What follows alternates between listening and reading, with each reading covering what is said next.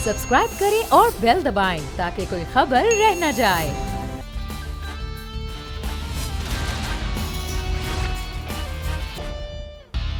अस्सलाम वालेकुम नाज़रीन, प्रोग्राम द स्पेशल रिपोर्ट के साथ मैं हूं मोहम्मद कामरान। गुज़श्ता रोज शहबाज शरीफ की जानिब से इशाया दिया गया पार्लियामेंटेरियंस के लिए और इसमें दावत तो दी गई थी पाकिस्तान पीपल्स पार्टी को और शायद खबरें ये भी थीं कि बिलावल भुट्टो शिरकत करेंगे, ताहम उनकी जानिब से एक वफ्द ने शिरकत की और खबरें ये भी थीं कि दीगर उमूर के साथ साथ पीडीएम के हवाले से डिस्कशन की जाएगी, पीडीएम में पाकिस्तान पीपल्स पार्टी और एएनपी की वापस शमूलियत के हवाले से डिस्कशन की जाएगी। ताहम आज की जो बड़ी डेवलपमेंट है वो ये है कि साबिक वजीर आजम और पीडीएम के जनरल सेक्रेटरी शाहिद खाकान अब्बासी की जानिब से बयान सामने आया और मुखालिफत में बयान सामने आया। उनका कहना था कि उसूलों पर कोई समझौता नहीं किया जाएगा, पीपल्स पार्टी को दोबारा इत्तेहाद में शामिल होने की कोई दावत नहीं दी गई है और पीपल्स पार्टी को शामिल किया गया तो पीडीएम नया सेक्रेटरी जनरल भी ढूंढ ले। साथ साथ उन्होंने कहा कि पीपल्स पार्टी ने जो कागज फाड़े थे वो जोड़कर पढ़ें और फिर वजाहत भी दें। उनका कहना क्या था, आपको उन्हीं की जुबानी सुनवाते हैं। की हिमायत में भी एक और बयान सामने आया और किसी आम बंदे का यह बयान नहीं था। मुस्लिम लीग नून की नायब सदर मरियम नवाज ने हिमायत की शाहिद खाकान अब्बासी के बयान की। उनका कहना था कि जो शाहिद खाकान अब्बासी का मौक़िफ़ है वही मेरा मौक़िफ़ है, वही मुस्लिम लीग नून का मौक़िफ़ है। उनका क्या कहना था वो भी आपको सुनाते हैं। तो सूरत हाल कुछ ऐसी है कि मुस्लिम लीग नून के नायब सदर हैं, वो चाहते हैं कि पाकिस्तान पीपल्स पार्टी और एएनपी वापस पीडीएम का हिस्सा बने और मुस्लिम लीग नून की नायब सदर जो हैं वो क्या चाहती हैं वो आपने सुन लिया है। अब सवाल यहां पर यह उठता है कि एक पेज पर होने की बात करती है ऑपोजिशन और खास तौर पर पाकिस्तान मुस्लिम लीग नून हुकूमत के हवाले से, क्या खुद वो बतौर पार्टी भी क्या एक पेज पर मौजूद हैं और साथ साथ 29 मई को जो सरबराही इजलास पीडीएम का होने जा रहा है उसमें मरियम नवाज तो होंगी, क्या शहबाज शरीफ भी उसमें शिरकत करेंगे? ये बहुत बड़ा सवाल है, इस पर बात करेंगे। हमारे साथ मौजूद हैं स्टूडियो में एडिटर इन चीफ बोल टेलीविजन नज़ीर लगारी साहब। बहुत शुक्रिया लगारी साहब आपके वक्त का। उस्मान सईद बसरा भी हमें ज्वाइन करेंगे, पाकिस्तान तहरीक इंसाफ के रहनुमा हैं। उस्मान साहब आपका भी शुक्रिया। और मुस्लिम लीग नून के रहनुमा राना अरशद साहब भी हमारे साथ मौजूद हैं। राना साहब आपका भी शुक्रिया। गुफ्तगू का आगाज लगारी साहब आपसे करना चाहूंगा, पाकिस्तान डेमोक्रेटिक मूवमेंट के हवाले से क्या हुआ है? आप तो कुछ और कहते थे, ये तो बिल्कुल ही वही कुछ हो रहा है जो सब लोग कह रहे थे। मुझसे कह रहे हैं जी लगाई साहब। अच्छा, एक तो बात ये है कि मैं हमेशा ऑप्टिमिस्टिक रहा हूँ और 8 महीने की उम्र की पीडीएम में जो शेर कहा गया था किसी बुजुर्ग ने कि उम्र दराज मांग कर लाए थे 4 दिन, 2 आरजू में कट गए 2 इंतज़ार में। तो इनके 4 महीने कटे 5-6 जलसों में और बाकी 4 महीने कटे आपस के झगड़ों में और एक दूसरे को नीचा दिखाने की कोशिशों में। और मेरा ख्याल ये है कि बिलावल भुट्टो जरदारी पर ये प्रेशर है कि आप जाकर बैठें सेंट्रल पंजाब में, और वो शायद सेंट्रल पंजाब में बैठने की तैयारियां कर रहे हैं कि वो लाहौर को मरकज़ बनाकर दीगर तमाम शहरों में जाएं तहसील सतह पर। तो ये बात तो बहरहाल पीएमएलएन बर्दाश्त नहीं करेगी। और सर तो इसके बाद फिर अब ये समझा जाए कि पीडीएम में पाकिस्तान पीपल्स पार्टी और एएनपी दोबारा शामिल नहीं होने जा रहे हैं। अभी तक तो हालात यही हैं कि उनके लिए स्पेस बंद किया जा रहा है और पीपल्स पार्टी की जो लीडरशिप आपस में मशवरे कर रही है वो ये कह रही है कि पीडीएम में वापस जाना वक्त ज़ाय करना है।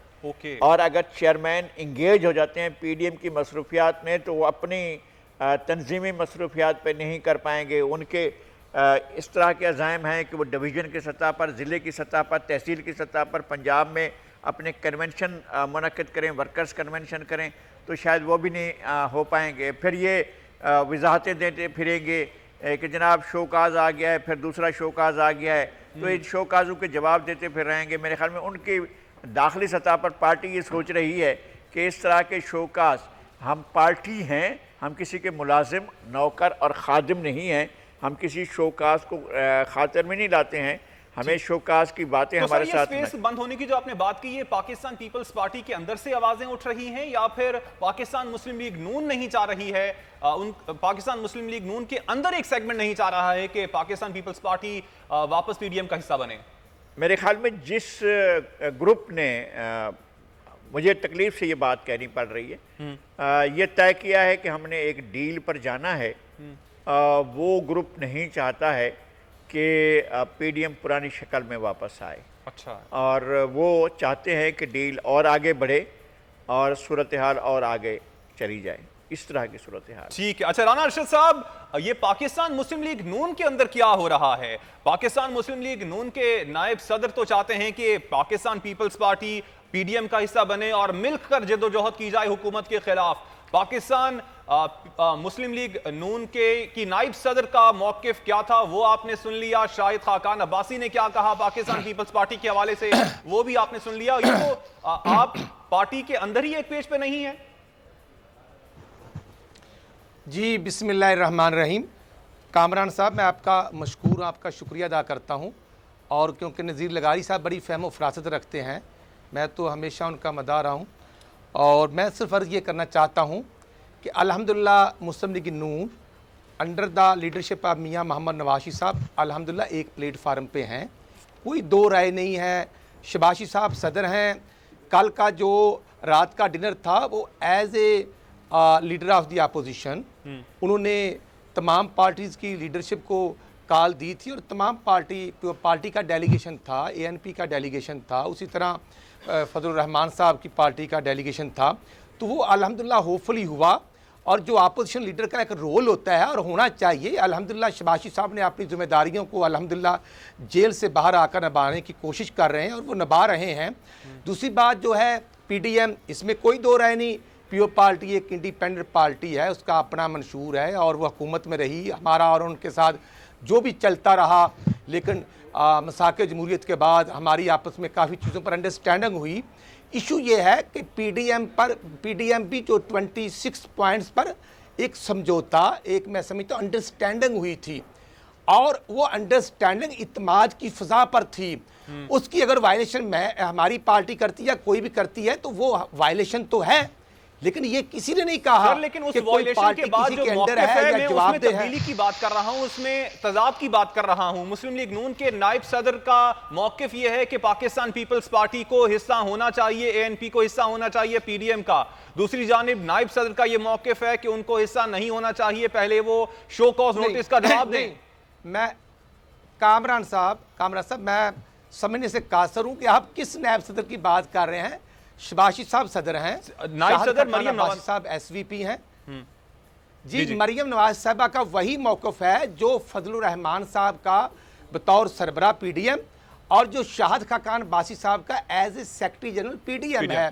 देखना, एक चीज़ हुई उसको हकीकत मानना चाहिए कि सेनेट के इलेक्शन में पीडीएम ने यूसुफ रज़ा गलानी साहब को वोट कास्ट किया और 83 जो एमएनए मुस्लिम लीग नून के थे, मैं खुद उस दिन अपोजिशन लीडर के चैम्बर में मौजूद था। राणा सनाउल्लाह साहब एज ए प्रेसिडेंट पंजाब वहाँ पर अपने आप को वहाँ पर उन्होंने मौजूदगी से मुस्तफ़ीज़ भी साहब को किया। इशू ये है कि गिलानी साहब पीडीएम के प्लेटफार्म पर सेनेट के मेंबर बने और जो पीडीएम में तय हुआ था कि चेयरमैन जो है सेनेट की वो पीओ पार्टी को मिलेगी, डिप्टी चेयरमैन जो है फजलुर रहमान साहब को मिलेगी और अपोजिशन लीडर जो है वो मुस्लिम लीग नून को मिलेगा। ये एक अंडरस्टैंडिंग थी। तो हमने गिलानी साहब को एज ए चेयरमैन भी वोट कास्ट किया और डिप्टी चेयरमैन भी हमने दिया। इशू ये है कि गिलानी साहब तो मेंबर बन गए, इलेक्ट हो गए, लेकिन हमारी जो फीमेल थी वो मेंबर इलेक्ट ना हो सकी। इसके बावजूद मैं समझता हूं कि अपोजिशन लीडर का जो वोट हुकूमती बेंचों से लिया गया है, मैं समझता हूं कि जिन सेनेटर्स ने संजरानी साहब को वोट कास्ट करके उनको चेयरमैन डिक्लेयर किया, आप देखें ना 48 और 49, 42 और +7 जब 49 होते हैं। गिलानी साहब हमारे कैंडिडेट थे और वो अल्हम्दुलिल्लाह जीते हुए थे। फिर वो निशान दाएं बाएं आप समझते हैं जो कुछ चल रहा है ये उसी की कंटिन्यूटी है। हम सर लेकिन जो इल्जामात आप पाकिस्तान पीपल्स पार्टी पे लगाते हैं, पाकिस्तान पीपल्स पार्टी भी इसी तरह के इल्जामात पंजाब असेंबली में जो कुछ हुआ सेनेट के इलेक्शन में उसी तरह के इल्जामात आप पे भी लगाते हैं। हमारे साथ ही मौजूद रहिएगा। मैं चाहूंगा कि उस्मान सईद बसरा साहब को भी शामिल गुफ्तगू किया जाए। उस्मान साहब, हमें ऑपोजिशन तो मुनकसिम नजर आती है लेकिन अकट तो पाकिस्तान तहरीक इंसाफ भी नहीं है। आप समझते हैं कि जब इंतखाबात हुए, इंतखाबात के बाद उन लोगों को अपनी पार्टी का हिस्सा बनाना एक गलत फैसला था जिन्होंने पाकिस्तान तहरीक इंसाफ के नजरियात पर इलेक्शन नहीं लड़ा था? बिस्मिल्लाहिर्रहमानिर्रहीम, बहुत शुक्रिया आपका। मैं भी आपकी सारी जो गुफ्तगू थी सुन रहा था और मुझे हैरानगी इस बात की है कि जिस बात पे अभी मेरे भाई राना साहब ने बड़ी अजीबोगरीब किस्म की मंतक पेश की है, मेरे ख्याल में एक सवाल का जवाब देना वो भूल गए हैं कि शहबाज शरीफ साहब ने अपने इस ज़ोराने में, अपने इस खाने में, अपने इस सियासी कट में जो पीडीएम का करना चाह रहे थे और जो उन्होंने किया भी, उसमें तो खुद मरियम को भी उन्होंने इनवाइट नहीं किया। उसके अंदर शी वॉज नॉट इनवाइटेड, वो वहां नहीं थी। तो इससे सबसे पहली जो बात है वो तो ये है कि ये जो इस घर के अंदर की जो सियासत है वो मुनकसिम हो चुकी है, वो तकसीम हो चुकी है।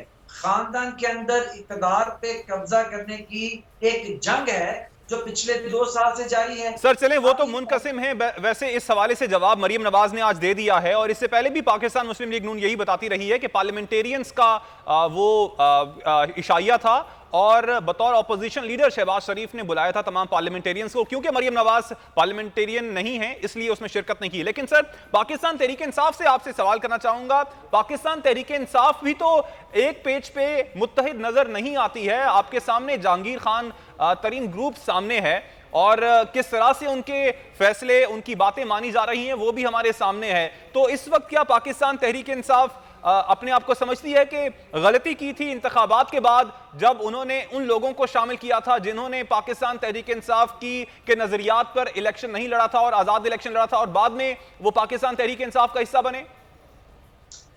मेरे ख्याल में अगर हम इसके ऊपर एक पूरी एक फिक्री नशिस्त कर सकते हैं, और मैं लेकिन आपको चलते चलते कभी टाइम इतना नहीं है, आपकी खिदमत में अर्ज करूं कि मुस्लिम लीग अब पाकिस्तान तहरीक इंसाफ ये हुकूमत बनी है, जो आज़ाद अरकान हमारे साथ आके उस वक्त शामिल हुए उनकी बड़ी तादाद, जो कमोबेश 80% लोग थे वो थे जिनको पार्टी ने टिकट ना दिया उस इलेक्शन के अंदर और उन्हें आजाद इलेक्शन लड़ा, तो वो हमारे ही लोग थे। और नीचे से वोट बैंक की भी वो लंबे समय पार्टी के साथ काम कर रहे थे, वोट बैंक भी उन्होंने ऑलमोस्ट पीटीआई का ही लिया था। ये आपको मैं 80% लोगों की मिसाल दे सकता हूँ, नाम भी दे सकता हूँ वो कौन कौन से लोग थे। अब मसला क्या है, देखिए हम एक प्रिंसिपल यानी कि एक असूल के ऊपर खड़े हुए हैं। इमरान खान पाकिस्तान के अंदर रूल ऑफ लॉ की बात कर रहे हैं, हम तो हवा में तीर तो नहीं चला रहे। हमने कहा कि पाकिस्तान के अंदर पाकिस्तान के अवाम का पब्लिक एक्सचेकर का जो पैसा है ये पाकिस्तान के लोगों की अमानत है और हुकूमतें उसकी अमीन है। हमने उस पैसा लूटने वालों पे, उस पे बुरी नजर रखने वालों पे, उसके हिस्सादारों पे, उसके अंदर मुजरमाना जब्त करने वालों के खिलाफ रूल ऑफ लॉ की एक जंग है जिसको प्राइम मिनिस्टर लीड कर रहे हैं। हम किसी सूरत उस पर कंप्रोमाइज नहीं करेंगे, उसके लिए हमारी हुकूमत चली जाए 100 दफा जाती है जाए। आप देखिए अल्हम्दुलिल्लाह हमारी इस हुकूमत के दौर के अंदर 2018 से लेके अब तक 490 अरब रुपया नैब ने पाकिस्तान के चोरों से, पाकिस्तान के इन सियासी चोरों और उनके फ्रंटमैनों से, मुश्ताक चीनियों से, उन्होंने जो ओमनी ग्रुप वाले लोग हैं उनसे, इस तरह के हजारों लोगों से 490 अरब रुपया रिकवर करके लूटा हुआ पाकिस्तान के कौमी खजाने में जमा करवा दिया है। और आपको बताऊं 1992 के बाद जब मुस्लिम लीग नून ने पाकिस्तान की सियासत के अंदर ये वज़ारत उस्मा भी संभाली और ये बाकायदा तौर पे ग्रुप की सूरत में चले, तब से लेके 2017 तक 280 अरब रुपए के करीब पैसे थे जो इन लोगों ने लूट का माल इतने सालों के अंदर, जो कमो बे 30 सालों में इन्होंने नैब ने वापस लिया। हमारे अकेले दौर के अंदर 2.5 साल में 490 अरब रुपए हमने पाकिस्तान के सियासी घरानों के फ्रंटमैनों से निकाल के, पाकिस्तान के पब्लिक एक्सचेकर का पैसा लूटने वालों से लेके पाकिस्तान के कौमी खजाने में जमा करवाए हैं। और आखिरी जो 11 करोड़ और 80 लाख रुपए की किस्त है वो नवाज शरीफ की हराम की कमाई की बनाई हुई जायदाद हमने बेची है शेखपुरा के अंदर और वो जमा करवाई है। वजीर आजम इमरान खान किसी सियासी नारे के तौर पे नहीं, अमली तौर पे रूल ऑफ लॉ की जंग लड़ रहे हैं।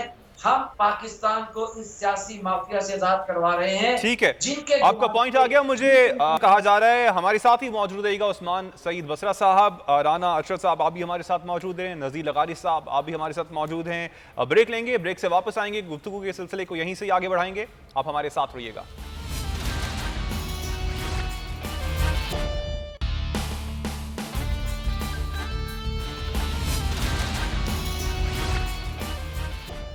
प्रोग्राम में एक बार फिर खुश आमदेद। नज़ीर लगारी साहब हमारे साथ मौजूद हैं, उस्मान सईद बसरा हमारे साथ मौजूद है, राना अरशद साहब भी हमारे साथ मौजूद हैं। लगारी साहब, आप नहीं समझते हैं कि ऑपोजिशन जो है वो हुकूमत के हाथों में खेल गई है? हुकूमत का जो स्टैंड था, हुकूमत जो चाहती थी कि ऑपोजिशन मुनकसिम हो जाए, तो उनकी ही राह पर ये ऑपोजिशन चल पड़ी है। मेरे ख्याल में हमें इस पर बहुत गौर करने की ज़रूरत है। दोनों जो पार्टिसिपेंट हैं मेरे लिए अपने भाइयों की तरह हैं, राना अरशद साहब भी और जनाब उस्मान सईद बसरा साहब भी, और सुलझी हुई गुफ्तगू करते हैं। मैं एक चीज़ इनके सामने रखता हूँ, जब ये 26 नुकात सामने लाए थे तो उनका तो पहले ही नुक्ता ही ये था कि ये सेलेक्टेड गवर्नमेंट है और ये जो है एक बड़ी धांधली के बाद बरसर-ए-इक़्तिदार आई है। ये पहला नुक्ता था। और उसके बाद इनने तमाम जलसों में कहा कि डेटें दी थी कि ये हुकूमत चली जाएगी और हुकूमत को हम निकाल कर दम लेंगे और हुकूमत को हम इक़्तिदार में नहीं रहने देंगे और ये हुकूमत कल चली जाएगी, परसों चली जाएगी और उसके 2 दिन बाद चली जाएगी। और ये 4 महीने तक इन्होंने ये रखा। उसके बाद इनकी जब बाहमी लड़ाई शुरू हुई तो पीपल्स पार्टी ने क्या तय किया था, क्या नहीं तय किया था, मुझे बिल्कुल नहीं मालूम है। और उन्होंने इस बात को इंडोर्स किया या नहीं किया, इस पर भी हम नहीं जाते हैं कि जी लीडर ऑफ अपोजिशन कौन सी पार्टी का होना चाहिए था, चेयरमैन किस पार्टी का होना चाहिए था, डिप्टी चेयरमैन किस पार्टी का होना चाहिए। हो सकता है ऐसे का ऐसा तय हुआ हो। पहली बात तो ये कि जब आप राय थे, उनमें से 2-3 लोग थे, इसमें तो मुस्लिम लीग नून खुद भी एहतियात कर सकती थी। एक वो थे जिन्होंने जरदारी साहब की ज़ुबान काटी थी और अमलन हमने जाकर देखा था, यानी एज ए न्यूज़मैन हम वहाँ पर उस टार्चर सेल में भी गए थे और जिस अस्पताल में लेकर गए थे वहाँ पे देखे थे, उनका गला भी दबाया गया था और उनकी ज़ुबान को भी काटा गया था। एक तो एहतियात होती कि भाई उस बंदे को ना ले जाएं, पीपल्स पार्टी इरिटेट होगी कि भाई क्यों लेकर आए। और दूसरे वो कि जिन्होंने बेनज़ीर भुट्टो के कातलों की रिहाई के लिए एक काउंसिल के तौर पर अपनी खिदमात पेश की थी, एक एहतियात करते कि भाई उधर ना जाएं, किसी और को ले आएँ, तो फिर हम पीपल्स पार्टी पर डंडा लेकर खड़े होते हैं, भाई आप वहाँ तय करके आएँ और अब आप जो है वोट देने से इनकार कर रहे हैं, तो पीपल्स पार्टी क्या उनके गले में हम एक मुसीबत डालें कि जनाब आप उनको वोट दें जिन लोगों ने या तो आपकी ज़ुबान काटी या आपकी पार्टी की शहीद करने में जिन लोगों का हिस्सा था उनके लिए डिफेंस काउंसिल के तौर पर काम किया। एक तो बात ये थी। और दूसरी बात ये थी कि जब ये तय हुआ था कि चले जाएगी हुकूमत, इस हुकूमत को ख़त्म कर देंगे, इसको मिलियामेट कर देंगे, इसको नहीं रहने देंगे, और पीडीएम ने पूरा इस पर अपना जोर लगाए रखा। फिर अचानक ये क्यों कहा गया नहीं हम तो चाहते हैं कि हुकूमत 5 साल पूरे करें। तो इसका मतलब ये हुआ कि स्टैंड कहीं ना कहीं तो कोई गड़बड़ हुई है ना, जिसमें ये सारा कुछ होता रहा है। और जहां जहां पर जिस तरह के मामलात होते रहे हैं, ये स्टैंड पूछ लेते हैं राना अरशद साहब से, ये डगमगाया किस तरफ से है? पाकिस्तान पीपल्स पार्टी इस स्टैंड से डगमगाई थी या फिर पाकिस्तान मुस्लिम लीग नून? राना साहब, ये एहतजाज, ये हुकूमत को गिराने की पॉलिसी क्या अब भी पाकिस्तान मुस्लिम लीग नून की है? कामरान साहब, गुजारे ये है कि ये जो नालायक हुकूमत है ये अपनी रेत की बनाई हुई बिल्डिंग पर खुद ही ज़मीन बोस हो रही है और 90% हो चुकी है। बाकी लगारी साहब के पॉइंट में बड़ा वज़न है। मैं तो बीइंग पोलिटिकल वर्कर ये अर्ज़ कर सकता हूँ कि वहाँ बैठकर जो 26 पॉइंट थे उनमें आलमोस्ट आपस में अंडरस्टैंडिंग थी। 1-2 पॉइंट पर इशू था और वो था इस्तीफ़े देने का। और मैं समझता हूँ कि जब धरनों की डेट अनाउंस की गई तो मुश्तरका हमने की, और जब डेट वो आ गई तो उससे चंद दिन पहले जो पॉइंट वहाँ पर मीटिंग में रेज हुए, वो मीटिंग में होते रहते तो बहुत अच्छी बात थी, लेकिन जो जरदारी साहब का पॉइंट ऑफ व्यू था वो उसी तरह बार भी आउट हो रहा था या लीक हो रहा था, उस पर हमने बड़ी परेशानी हुई।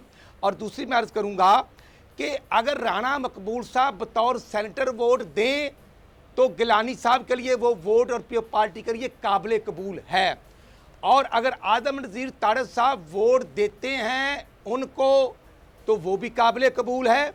और उसके बाद जब अपोजिशन लीडर बन जाते हैं बाप के वोट लेने के बाद तो ये पॉइंट रेज होते हैं। तो मैं सिर्फ अर्ज़ ये करना चाहता हूँ कि पहले भी कई मामलात में आपस में अगर मिसअंडरस्टैंडिंग होती थी तो मियां नवाज शरीफ साहब जब ऑन बोर्ड होते थे, जरदारी साहब, तो वो मामला हल हो जाते थे। लेकिन इसमें इतनी जल्दी क्यों कि कायरा साहब, चौधरी मंजूर साहब, पंजाब का डेलीगेशन रायवन में मरियम नवाज शरीफ साहबा की दावत पर वो ब्रेकफास्ट, तो सर ये तमाम मामलात आप इंटरनली सॉल्व कर लेते रात दिन बैठ के आप एक शो कॉज नोटिस भेजते।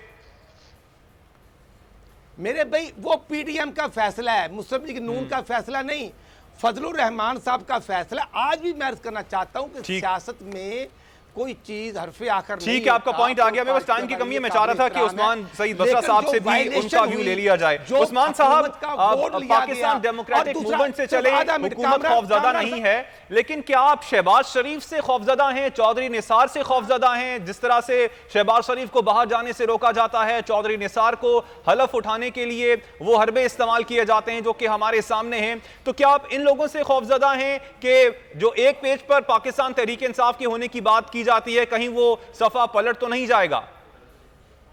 अच्छा, मैं सिर्फ आपके सवाल के अंदर का जो लॉजिक है मैं उसको दुरुस्त करना चाहता हूं कि अगर हम इनसे खौफजदा हों, सरेदस्त आपने शहबाज शरीफ का नाम लिया, तो जो बंदा खौफजदा होता है, अगर हम उनसे खौफजदा हैं तो हम तो कहते हैं आप जाइए जनाब, बाहर चले जाइए, हमारी जान छोड़िए, हम आपसे बड़े खौफजदा हैं।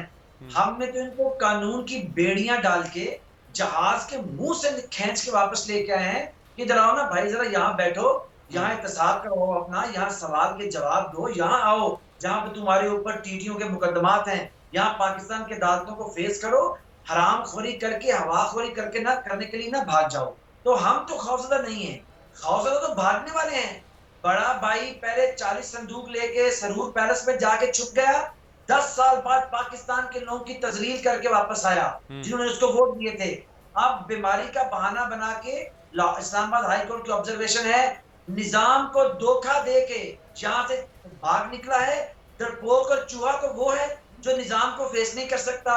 और दूसरा भाई जो है वो ईद के करीब आते ही कहता है मुझे भी आप बाहर जाने दें, हम खौफजदा नहीं है। ये चोर, ये लुटेरे, ये पाकिस्तान के ऊपर सियासत के अंदर रहबरों के भेस में छुपे राजन खौफजदा हैं। सवाल से, एहतसाब से, जवाब से, मनी ट्रेल से, हम तो इनको गिरेबान से पकड़ के ला रहे हैं, खींच खींच के बाहर जा, ये हवाखोरी करने लंदन भाग रहे हैं, हम कहते हैं हरामखोरी का जवाब दो। एक बात, दूसरी बात ये है भी आपने कहा, दूसरी बात आपने कहा चौधरी निसार साहब वाली। देखिए, चौधरी निसार साहब ने 3 साल अपने वोटर की इज्जत को जूते की नोक पे रखा। वो अपनी शान के मुनाफी समझ रहे थे कि मैं पंजाब असेंबली के जाके हलफ उठाऊं। उन्होंने जोते की नोक पे रखा पाकिस्तान के उस हल्के के लोगों के मैंडेट को, और कल वो आ गए और आज कहते जी ये मुझे आप हलफ दें। आने से पहले अपने लोगों के पूछते, स्पीकर मौजूद हैं, डिप्टी स्पीकर मौजूद हैं, टाइम लेके आते, 1000 दफा आए।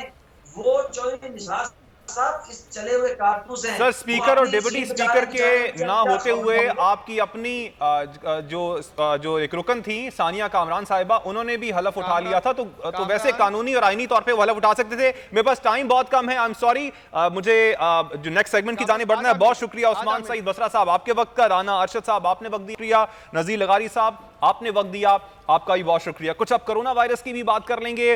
वैक्सीन की बात की जाए तो पाकिस्तान ने जुज़ी तौर पर तकरीबन 27 लाख लोग जो हैं उनको जुज़ी तौर पर वैक्सीन लगाई है, मतलब कि 27 लाख लोगों को सिंगल डोज वैक्सीन लग चुकी है और 12 लाख अफराद को मुकम्मल वैक्सीनेट किया जा चुका है। तो कुल आबादी का तकरीबन 1.1% है जिसको अभी तक हम वैक्सीनेट कर चुके हैं। कंपेयर किया जाए दीगर ममालिक से तो मंगोलिया ने 55% अपनी आबादी है उसको वैक्सीनेट कर लिया हुआ है। बरतानिया ने भी तकरीबन 55 से 56% आबादी को वैक्सीनेट कर लिया हुआ है। हंगरी ने 51%, बहरीन ने भी 50% से ज़ायद आबादी को वैक्सीनेट कर लिया हुआ है। कनाडा ने 49% आबादी को वैक्सीनेट कर लिया हुआ है। अमेरिका ने 48% आबादी को वैक्सीनेट कर लिया है। जर्मनी की बात की जाए तो 39% आबादी को जर्मनी भी जो है उन्होंने अपनी आबादी को वैक्सीनेट कर लिया है। एक अच्छी खबर यह है कि पाकिस्तान भी अब वैक्सीन बना रहा है। पाकवैक के नाम से पाकिस्तान ने कोविड वैक्सीन तैयार की है। जो चीनी कंपनी है कैंसाइनो, उसकी मदद ली गई है इसकी तैयारी में। इस हवाले से बात करेंगे, ये वैक्सीन किस हद तक रिलायबल है और एफिकेसी क्या है और किस तरह से लगाई जाएगी। बात करने के लिए हमारे साथ मौजूद हैं खान वजाहत अली खान, CEO हैं क्यूरेटिव ग्रुप ऑफ कंपनीज के, और साथ साथ हमारे मौजूद हैं डॉक्टर शबाना नाज, MS हैं न्यूरो मस्कुलर की। बहुत शुक्रिया शबाना साहिबा आपके वक्त का।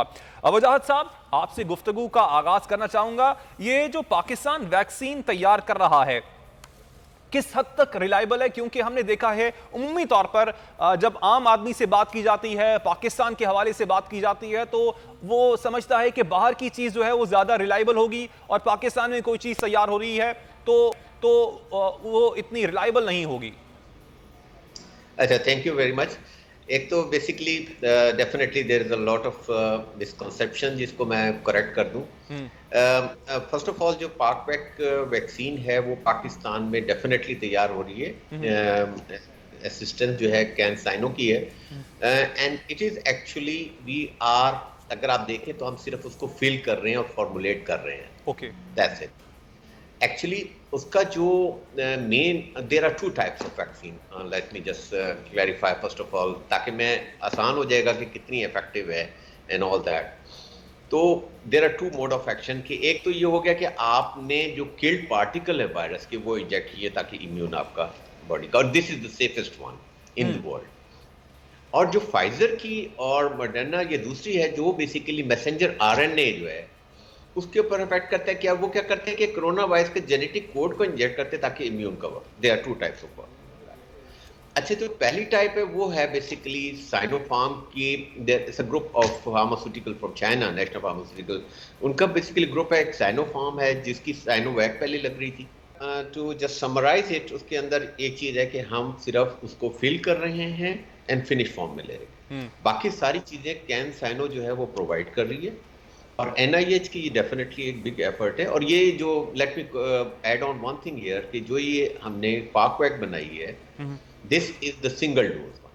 अच्छा जी, this is a single dose. Let me just add on this thing. और सर एक और चीज हमें बताइएगा, हमने देखा है कि बहुत से ममालिक हैं वो बहुत सी वैक्सीन्स को एक्सेप्ट नहीं कर रहे हैं उनके मुल्क में ट्रैवल के लिए, तो ये क्या एक्सेप्टेबल होगी अमेरिका में अगर आप ट्रैवल करना चाह रहे हैं और पाकवैक लगाते हैं, तो इस हवाले से भी क्या बात हुई है? जी, मैं उसकी तरफ आ रहा हूँ क्योंकि इनका मोड ऑफ एक्शन दो हैं। There are two types of vaccine. तो हमारी जो पहली टाइप है उसके अंदर अगर आप देखें तो ये वाली वैक्सीन ना सिर्फ अब ब्राजील में भी चली गई है, सिंगापुर में भी, फिलिपाइन में भी।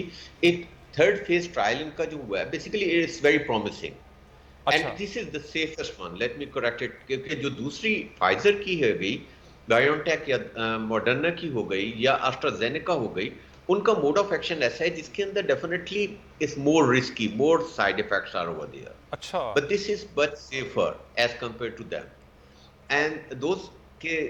और सर असल में बस टाइम बहुत कम है, जल्दी से बता दीजिएगा ये कब तक पाकिस्तान में लगना शुरू हो जाएगी? जी, ये it will be definitely next week. But एक इंपॉर्टेंट आता है, आपने कहा कि जी हमारी प्रोडक्ट एफिकेसी में कॉम्प्रोमाइज होती है। It is not like that. It is actually the GSP good storage practices in Pakistan which is a big question mark। अगर आप बाहर की भी दवाई यहाँ पे पैरासीटामोल भी लेकर आ जाएंगे तो वो जब इस टेम्परेचर पे रखेंगे ऑटोमेटिकली उसकी एफिकेसी डिस्टर्ब होगी, क्योंकि उस पर लिखा होता है रूम टेम्परेचर इज 25 डिग्री। तो यहाँ पे 25 डिग्री हमारी फार्मेसी लेवल के ऊपर, बट चूंकि वैक्सीन है इसकी वजह से इसकी कोल्ड चेन मेंटेन की जा रही है, which is a very good one, जिसकी वजह से इसकी एफिकेसी ज्यादा होगी एज कंपेयर टू दीगर वैक्सीन। हमारे साथ ही मौजूद रहिएगा डॉक्टर शबाना साहिबा। आपसे पूछना चाहूंगा, हम जो वैक्सीन जब लगवाते हैं तो क्या वजह है कि जब पहली डोज लगती है उसके दरमियान 14 दिन का, 21 दिन का या 28 दिन का गैप आता है? हाँ जी, बिस्मिल्लाहिर्रहमानिर्रहीम, अस्सलाम वालेकुम।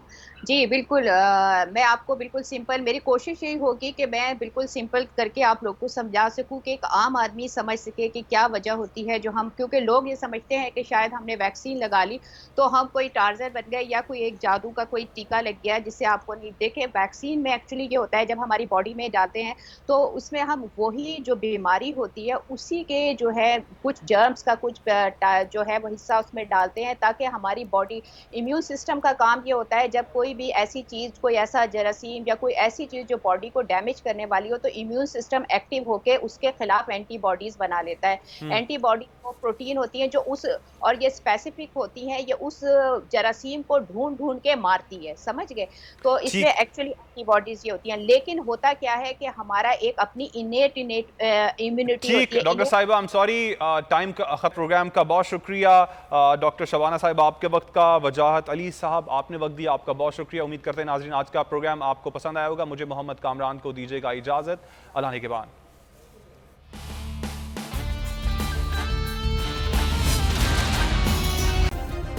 सब्सक्राइब करें और बेल दबाएं ताकि कोई खबर रह न जाए।